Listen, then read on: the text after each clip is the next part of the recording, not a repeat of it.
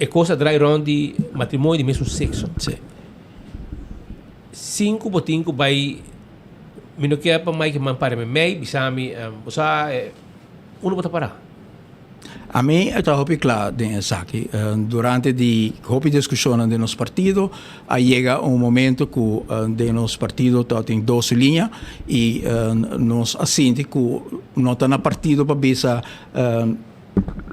que quer matrimônio de pareja de mesmo sexo que não tem que aprovar essa aqui ou desaprovar, não só lage livre e essa é a linha de pensamento ainda de partido AVP, que não só lage livre na cada de membro do parlamento que tem que vai votar at some point riba o tema aqui, pero não só vai imponer posição de partido. Se o man se vota awe, botin duas opções, voor of contra. A mim está tegen.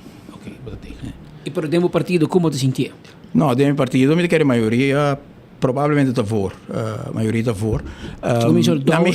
Na me explicato e voto tegen também que não tem nada a ver com botar juzga persona não que escolher tipo de vida.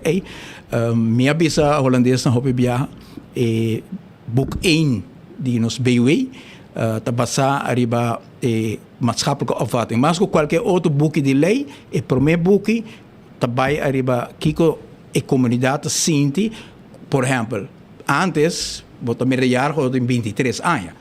Depois ainda bisa não 23 anos, 21 anos acabou de merrejar. Pensei de uma maatschappelijke opvatting. Eu rei a cambiar também.